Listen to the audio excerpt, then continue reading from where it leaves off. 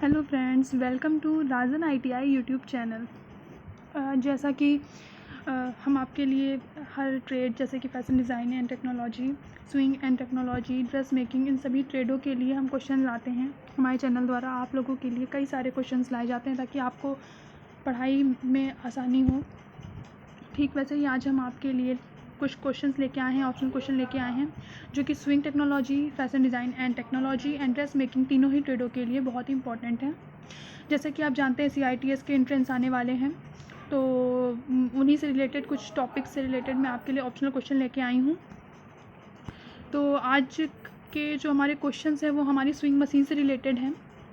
तो जैसा कि ये जो क्वेश्चंस हैं इसमें आपको स्विंग मशीन्स का कब इसका आविष्कार हुआ, कब क्या हुआ, सभी के बारे में जानकारी मिलेगी और आपको काफ़ी अच्छे से प्रिपरेशन कर सकेंगे। तो हम अपनी वीडियो स्टार्ट करते हैं। हमारा पहला क्वेश्चन है कि लकड़ी की मशीन का सर्वप्रथम आविष्कार करने वाले व्यक्ति का नाम क्या था और किस सन में किया था। तो यहाँ पे पूछा गया है कि लकड़ी की जो मशीन थी, सिलाई मशीन थी, उसका आविष्कार किस व्यक्ति ने किया था और किस सन में किया था। तो यहाँ पे 4 ऑप्शन दिए हुए हैं। ऑप्शन नंबर ए है 1890 चार्ल्स सैंथल ने, सन 1831 में रॉबर्ट हुक ने, सन 1830 में एलिस होप ने और सन 1930 में एलिस होप ने। तो यहाँ पे एलिस होप के 2 ऑप्शन दिए हुए हैं और सन दिया हुआ है। तो जैसा कि आप देख सकते हैं इसमें इसका राइट आंसर क्या होगा, सन 1830 में एलिस होप ने किया था। ठीक है, क्वेश्चन नंबर 2 पे आते हैं। ऊषा नामक सिलाई मशीन का भारत में निर्माण कब हुआ था। यहाँ पे ऊषा कोई मशीन नहीं है, ऊषा एक ब्रांड है। तो ऊषा ब्रांड की मशीनों का आविष्कार भारत में कब हुआ था, ये चीज़ की गई है। तो इसका मशीन का आविष्कार हो चुका था लेकिन उसको ब्रांड नेम तब कब दिया गया था, ये क्वेश्चन में पूछा जा रहा है।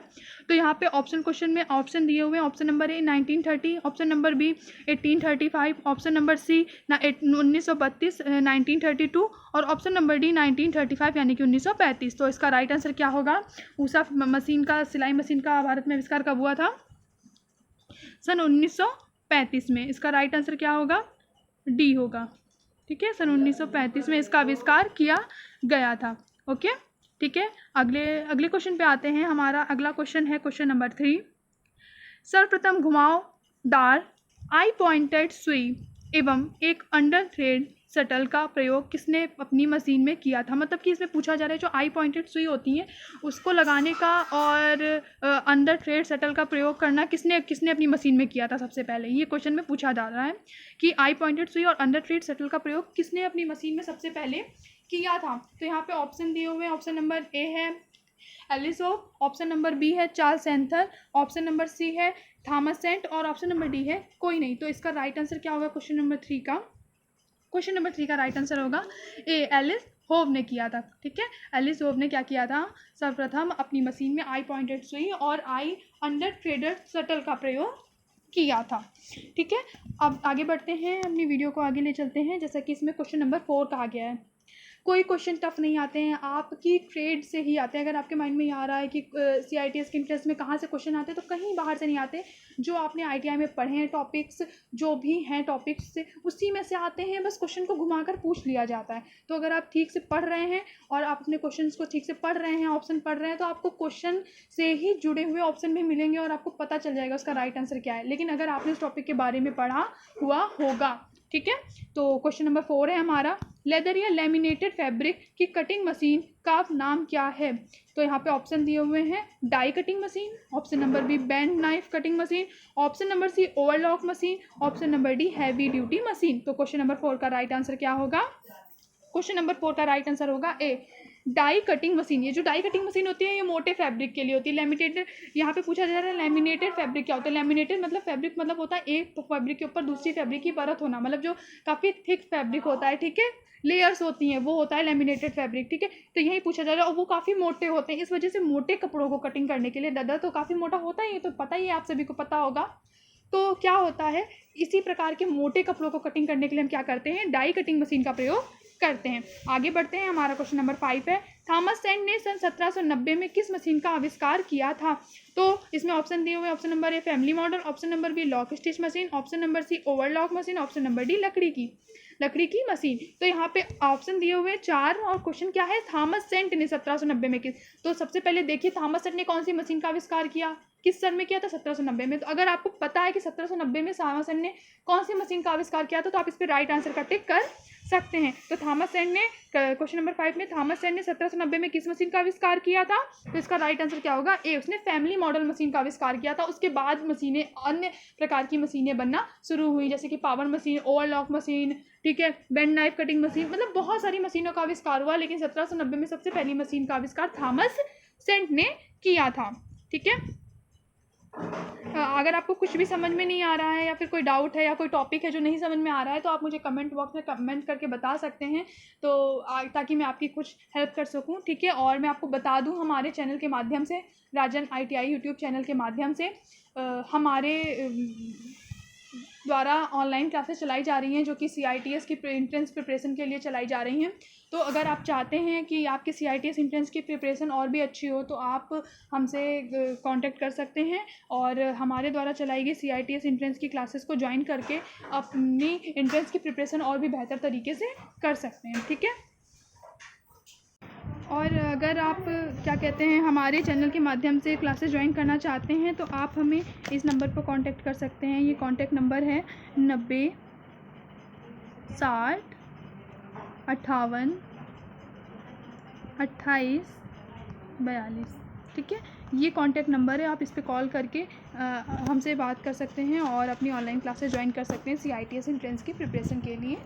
ठीक है, तो हम अपनी आगे वीडियो स्टार्ट करते हैं। जैसा कि हमारा क्वेश्चन नंबर 6 है, निम्नलिखित में से सिलाई शुरू करने तथा सिलाई समाप्त होने पर ऑपरेशन कंट्रोल करने वाली मशीन कौन सी होती है? मतलब ऐसी कौन सी मशीन है जो कि सिलाई स्टार्ट होने के बाद सिलाई बंद होने तक की पूरा कंट्रोल रखती है मशीन पे? तो क्वेश्चन नंबर 6 का ये जो राइट आंसर है वो होगा, ऑप्शन कौन सा होगा, एज डिटेक्शन मशीन। ठीक है, क्वेश्चन नंबर 6 का राइट आंसर क्या होगा, एज डिटेक्शन मशीन। अब आते हैं क्वेश्चन नंबर अपने 7 पे। क्वेश्चन नंबर 7 क्या कह रहा है, ध्यान से देखिएगा।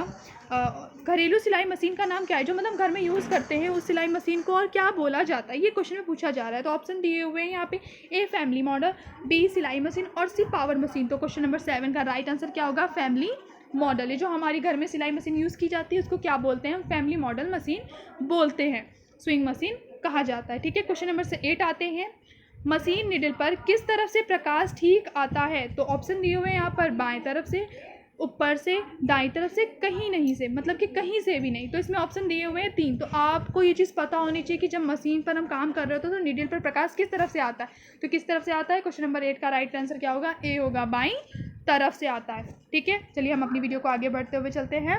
हमारा क्वेश्चन नंबर 9 है, चैन स्टिच मशीन पर आधारित मशीन कौन सी है? मतलब जो चैन स्टिच मशीन है उस पर आधारित मशीन कौन सी है? Basting machine, power machine, lock stitch machine और फैमिली मॉडल। तो क्वेश्चन नंबर 9 का राइट आंसर क्या होगा, बेस्टिंग मशीन। ठीक है, अब आते हैं क्वेश्चन नंबर 10 पे।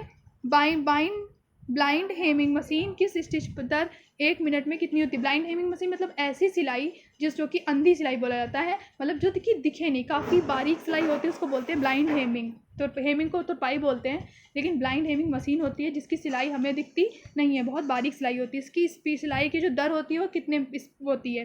तो यहाँ पे क्या दिए, ऑप्शन दिए हुए हैं, 22,000 SPM, 23,000 SPM और 2100 SPM और 2200 SPM। तो क्वेश्चन नंबर 10 का राइट आंसर क्या होगा, 2200 SPM। ठीक है, स्पीड पर लिमिट भी बोल सकते हैं, स्पीड पर मिनट भी बोलते हैं। ठीक है, अब आता है कुछ हमने ऑप्शनल क्वेश्चन में दिए थे, ऑप्शनल क्वेश्चन के बाद हमने कुछ फुल फॉर्म दिए थे जो कि इंपॉर्टेंट है। ठीक है, जो कि हमारे CITS एंट्रेंस में पूछ लिए जाते हैं, तो आपको पता होना चाहिए, बेसिक नॉलेज है, सभी को पता होना चाहिए ऑप्शन पूछे जा रहे हैं कि नहीं, लेकिन कभी कभार कोई क्रॉस क्वेश्चन करता है तो आपको इस चीज़ का नॉलेज होना चाहिए, कभी कभार पूछ लिया जाता है एंट्रेंस में।